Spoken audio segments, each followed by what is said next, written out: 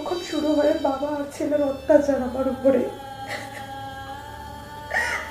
কখনো ছেলে অত্যাচার করে আমার উপরে, কখনো বাবা অত্যাচার করে।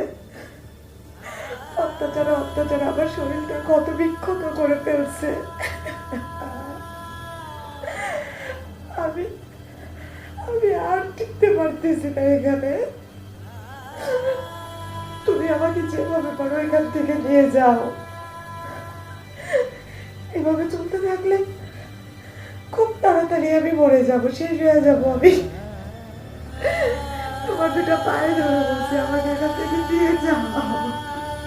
তুমি কোনো চিন্তা করিও না, আমি তোমারে নিয়ে আসার ব্যবস্থা করতেছি। নিয়ে যাও।